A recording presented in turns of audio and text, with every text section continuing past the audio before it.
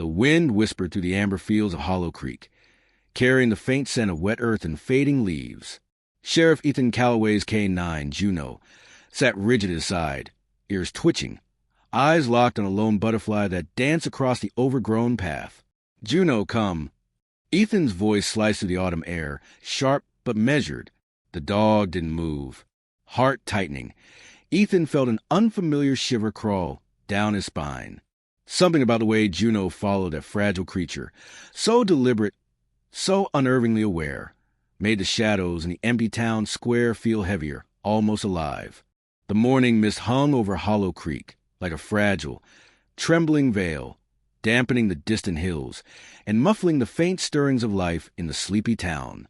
Dew clung to every blade of grass, glittering like fractured mirrors in the weak light of dawn. Sheriff Ethan Calloway adjusted the brim of his hat, rubbed the sweat from his palms, and squinted across the field. He had walked this stretch countless times, patrolling the outskirts or chasing rumors from the general store gossip. Yet today it felt different, as though the mist itself carried a warning he couldn't quite name.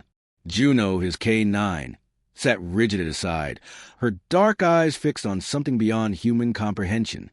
At first, Ethan thought it was a trick of the fog, but then he noticed a delicate flicker of orange and black wings, the lone butterfly drifting across the overgrown path. "Juno, heel!" Ethan called sharply, the bark of his voice breaking the morning calm. But the dog did not move. Instead, she leaned forward slightly, nose quivering, tail stiff. It was unnerving. Ethan's stomach tightened into a knot. This was not normal behavior. Juno had obeyed his commands without hesitation for 3 years, yet now she seemed mesmerized, as if she were listening to a frequency he could not hear. He shook his head, trying to rationalize. "It's just a butterfly," he muttered to himself, though the words felt hollow, empty. He had learned long ago that the quietest moments in Hollow Creek often preceded the worst. The town behind them was silent. Hollow Creek was small, a string of crooked streets and aging buildings, quiet enough that the clatter of a drop king could echo like a gunshot. The town square had always carried a haunted air, but the fog amplified it, turning familiar shapes into looming specters, stretching shadows unnaturally over cracked pavement. For the first time in years, Ethan felt like an outsider in his own town. He reached for Juno's leash, but she tugged forward suddenly, slipping through his fingers as if the tether itself were irrelevant. "Juno, stop!" Ethan barked, sprinting after her, boots sinking into the soft, wet ground. The fog thickened as he ran, and with every step, his heartbeat thudded louder in his ears. The butterfly led them toward the old creek bridge, a structure of warped wood and rusting metal supports. Ethan's boots echoed against the boards, but Juno was already gone, moving as silently as the wind. The creek below gurgled over dark stones, and mist rose from the water, curling like phantom fingers toward the sky. A sound made him freeze, a faint metallic scraping that didn't belong. He spun, scanning the tree line.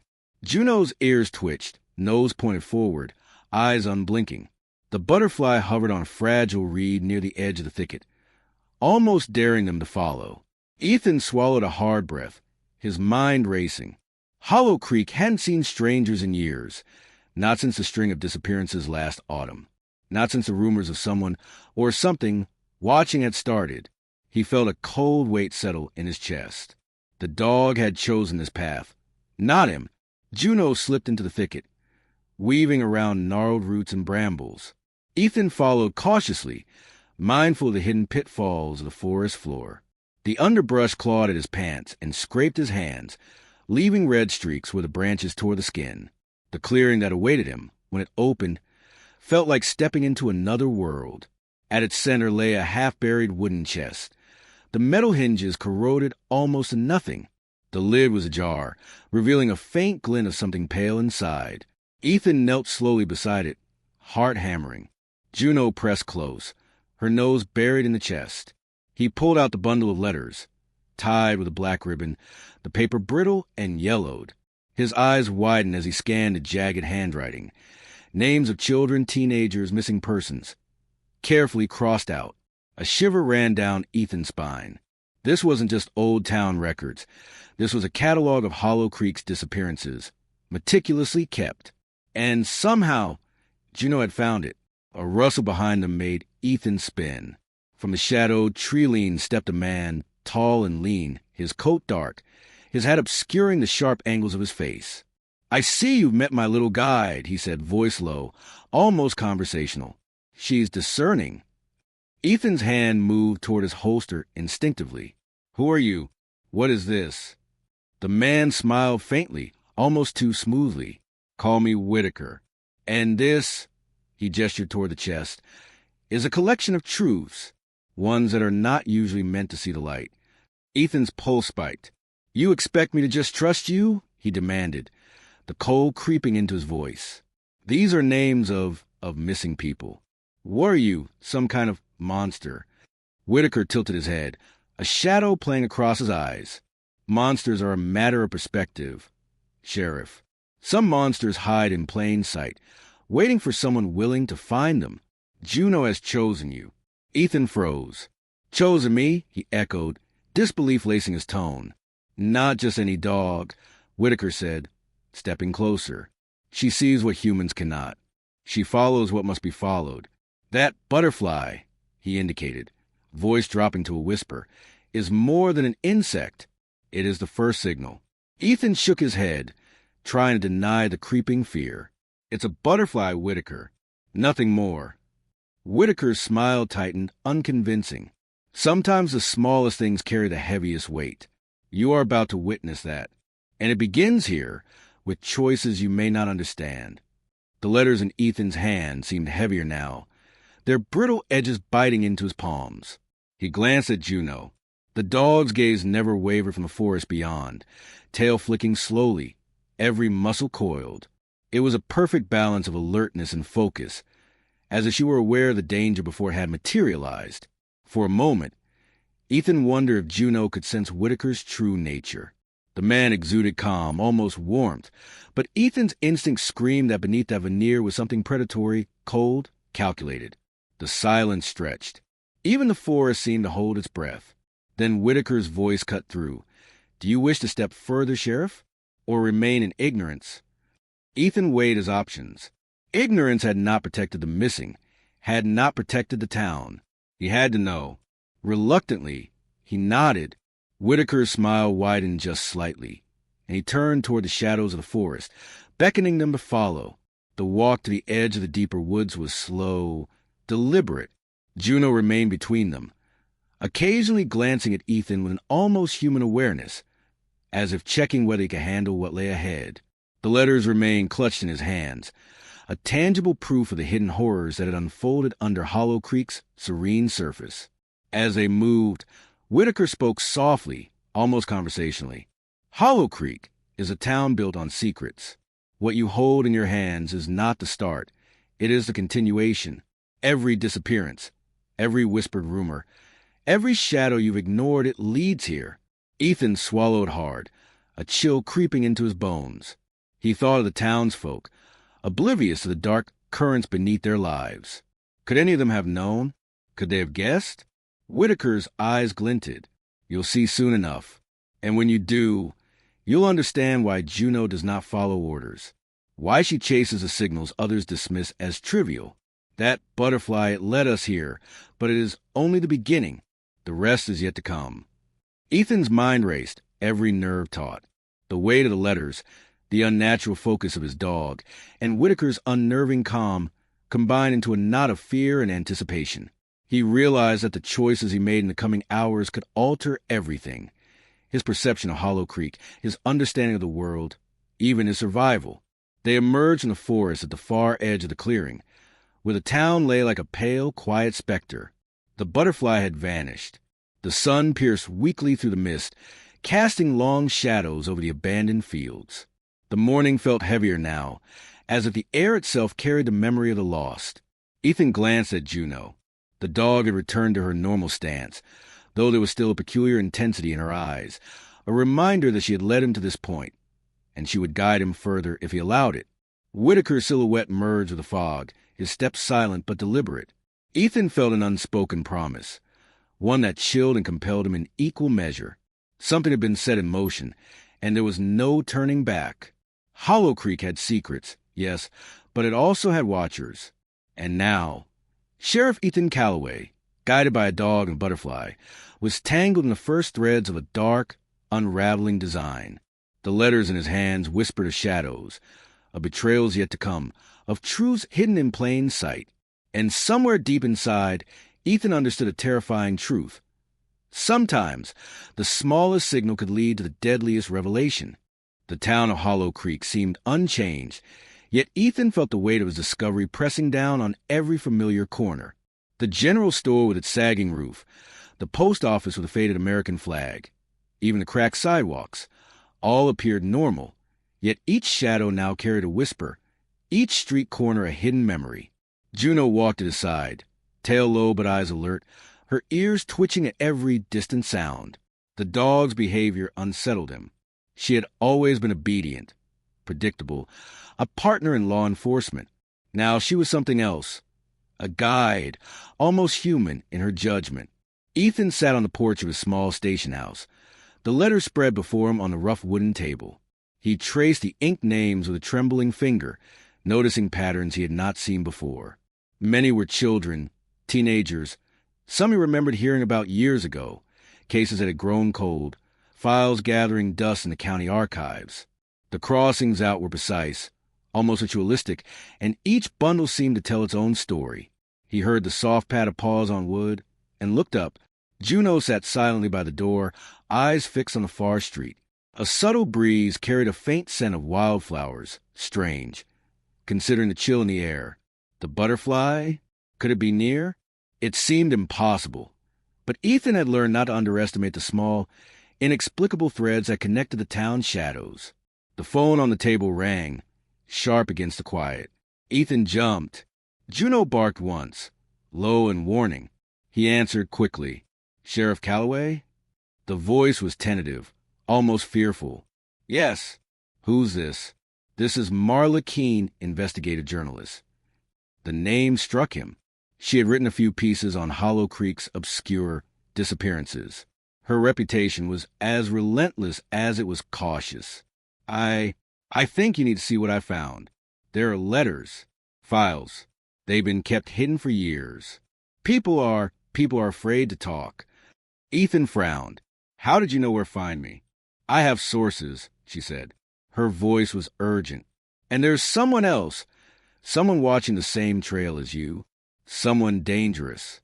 You need to meet me. Tonight." Ethan ran a hand down his face. "Tonight? Alone?"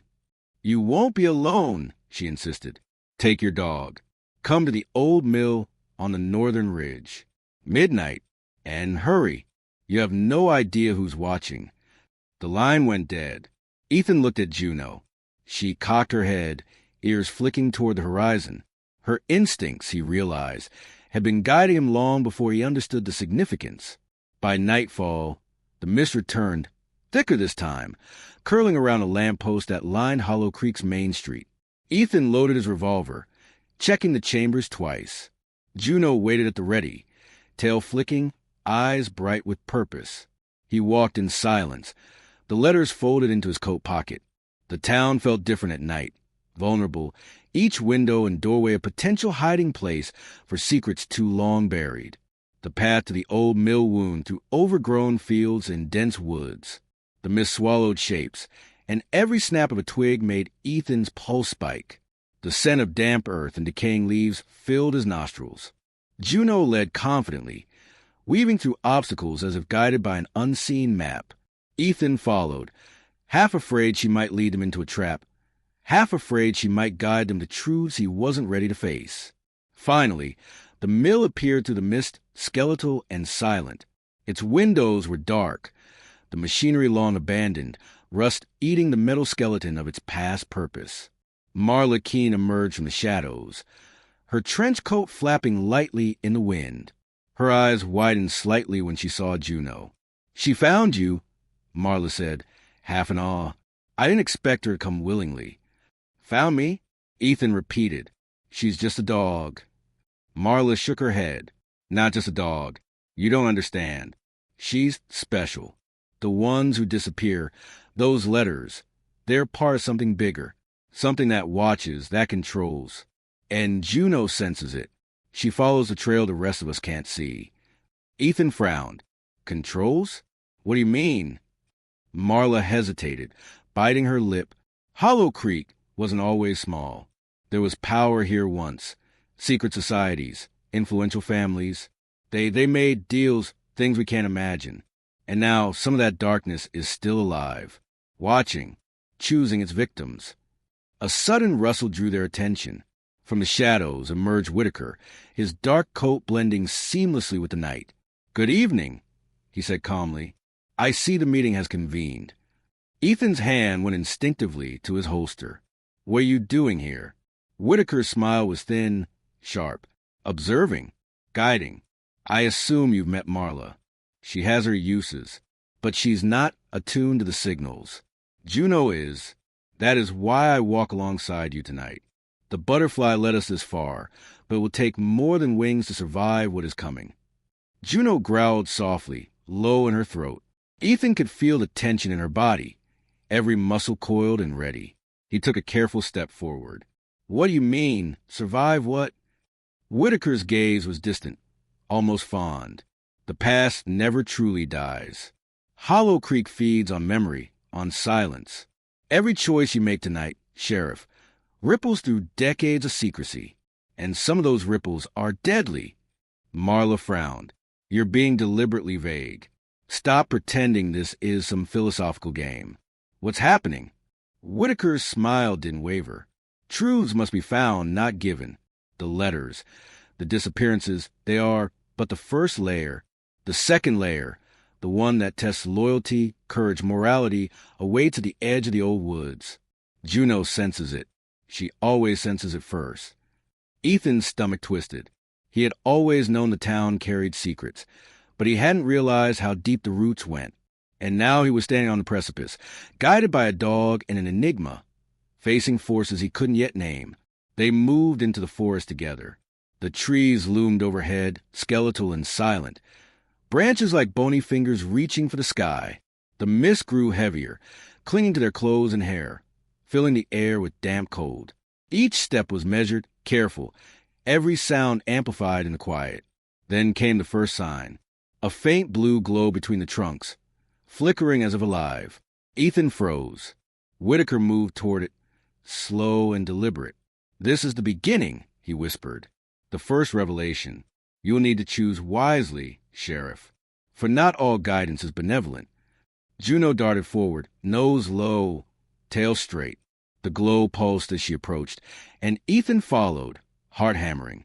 The smell of damp earth mixed with something metallic, iron blood, something older and more dangerous than anything he had imagined. The glow revealed a small, half-buried hole, the soil freshly disturbed. Inside, another bundle of letters lay, tied with a crimson ribbon this time. Ethan reached in carefully, pulling the letters free. His hand shook. The handwriting was frantic, desperate, almost illegible. Names, ages crossed out, and at the bottom, a single word repeated over and over. Betrayal. Marla's breath hitched. Someone wanted us to find this," she whispered. Whitaker nodded. "Exactly. And now you know the rules. Every choice, every path, every trust you extend can and will be tested." Ethan looked at Juno. The dog's eyes met his with an intensity that went beyond instinct. She had led him here, but now she waited for his decision. Step forward or turn back. Follow the path or ignore it. The mist swirled around them, carrying the faintest echo of wings. A butterfly, impossibly luminous, hovered near the clearing's edge. It was delicate, fragile, but it felt impossibly important. Ethan swallowed. He had no choice. To ignore this would be to ignore the very fabric of Hollow Creek itself. To follow meant stepping into a darkness that promised betrayal, danger, and perhaps the revelation of truths he might never recover from. Juno nudged his hand gently, as if confirming what he already knew. And so, together, they stepped deeper into the forest, the letters heavy in Ethan's coat pocket, the mist wrapping around them like a warning, and the butterfly, fragile yet insistent, leading the way. Tonight, Hollow Creek would reveal more than just its secrets. It would reveal the depths of human greed, fear, and betrayal. And Ethan Calloway, guided by a dog and a fragile winged creature, would be forced to confront both. The forest had grown dense, shadows twisting in the pale light of the moon. Every step Ethan took felt heavier than the last. The earth soft beneath his boots, the air thick with the scent of wet leaves and decay. Juno moved silently beside him, ears twitching, tail low but tense, eyes scanning the darkness like twin lanterns.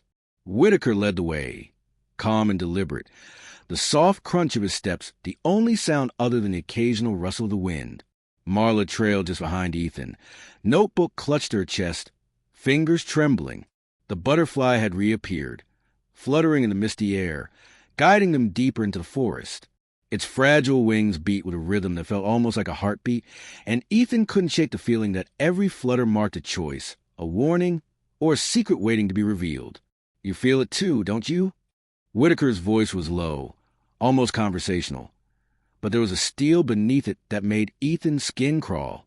The forest, it remembers every lie, every betrayal, every soul who has disappeared, etched into the soil, whispered by the leaves. Ethan swallowed hard. And the letters, the disappearances? Whitaker's gaze flicked to Juno. The dog's body was taut, nose to the ground, growling softly. They are only the beginning. The letters are breadcrumbs, Sheriff.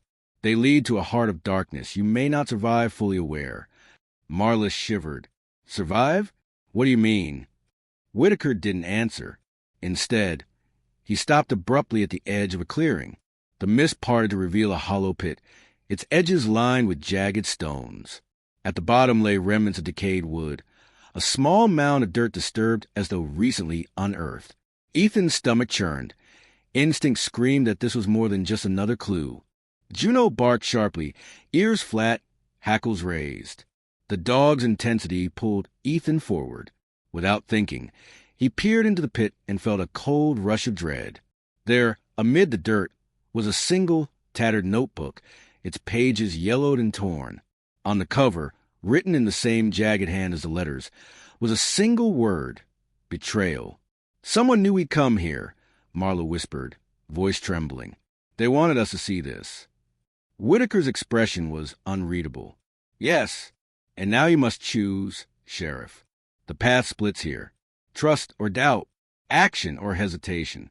Ethan felt the weight of the letters in his coat pocket, the burden of every name, every crossed-out child pressing down on him.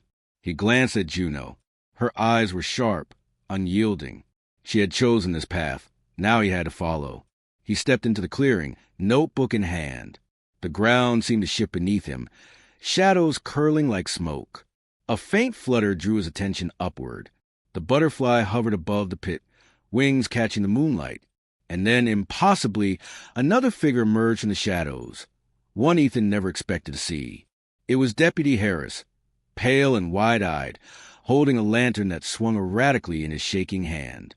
Sheriff, I didn't know who else to turn to, Harris stammered. I found something. They've been watching us, watching the town, watching everything. Whitaker's smile was thin, predatory. The betrayer appears. How timely. Ethan's heart skipped a beat. Harris had always been loyal, dependable. But now, with the lantern swaying and the fear etched into his face, there was something wrong. Harris, what did you find? The deputy swallowed hard. Files hidden beneath the courthouse.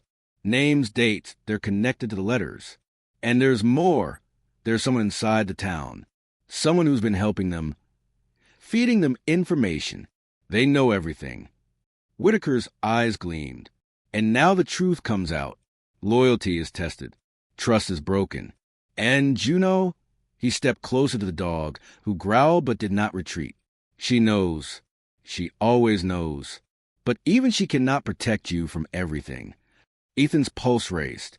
The betrayal hit him like a cold wave. Someone he had trusted, someone inside his own town, was part of the darkness he had been chasing. And the realization brought with it a searing clarity. Survival would require courage, cunning, and choices he might regret forever. Marla edged closer to him, whispering, Sheriff, we need to act. We need to expose them now before it's too late. Ethan nodded, gripping the notebook tightly. Juno, lead the way. The dog darted forward, and they followed, weaving through the mist past fallen logs and tangled roots. Each step felt like treading deeper into a labyrinth of secrets, the forest alive with whispers and shadows. The butterfly flitted ahead, fragile yet insistent, guiding them toward a final revelation. They reached an abandoned barn, its doors hanging crooked on rusted hinges. Inside, the air was thick, heavy with the smell of damp hay, and something foul beneath it. The glow of lanterns revealed Whitaker's arrangement. Files, letters, and small personal effects laid out like a grotesque altar. And at the center, a figure crouched, unaware of their arrival. It was the town mayor, the one Ethan had considered incorruptible. The betrayal cut deep. The mayor looked up, eyes wide with guilt and fear. As Ethan stepped forward, Juno at his side, teeth bared. Why? Ethan's voice trembled. Why Hollow Creek? Why the disappearances? The mayor swallowed hard. They offered power. Knowledge. I thought I could control it. But it's bigger than me. I never meant for anyone to get hurt. I tried to cover it up. I didn't know who to trust. Whitaker's gaze lingered on the mayor. Control is an illusion. Power is a test. And those who fail it become lessons for others. Ethan's anger flared, but he forced himself to stay calm. Marla, get this documented. Every file, every letter. The town needs to know. The butterfly hovered, its wings beating slowly as if observing. Juno nudged Ethan's hand, grounding him, reminding him of the choices he had to make. Whitaker's voice cut through the tense silence. And now comes a reckoning. Suddenly, the barn doors slammed shut. The lanterns flickered. Shadows stretched unnaturally across the walls. Whitaker moved to intercept, but Juno leapt, teeth bared, forcing him back. Ethan felt a pang of clarity. Whitaker had been guiding them, but not protecting them. Not fully. Every revelation, every clue, every test had been as much about him as about the town. The mayor fell to his knees, whispering apologies, while Marla documented everything, her hands shaking but steady. Ethan realized something fundamental. Betrayal had many faces, and trust was a currency far too expensive to spend lightly. The night stretched on. By dawn, the barn was silent except for the wind whistling through broken boards. Whitaker was gone, leaving only the faint trace of his presence. The mayor was in custody. Juno lay at Ethan's feet, exhausted but alert. Marla looked up from her notebook, eyes wide. You did it, she said softly. Ethan exhaled, heavy and raw. We did it. Hollow Creek, it can start to heal now. But some scars, some names, we can't forget them. Juno nudged the letters at his feet, tail wagging faintly. Ethan smiled, tears pricking the corners of his eyes. The dog had chosen wisely. And the butterfly, it had led them, fragile and insistent, through darkness to truth. For a moment, the forest seemed almost peaceful, the shadows softened by the rising sun. Ethan knelt, running a hand over Juno's head. We survived, he whispered, but we'll never forget. The butterfly appeared one last time, hovering over the clearing, wings catching the golden light of dawn. Then it lifted and vanished, leaving only the echo of its wings, and a reminder that sometimes the smallest things carry the heaviest truths. And Hollow Creek, with all its secrets and scars, had survived another day. But Ethan knew, deep in his bones, that the town and its people would never be the same again.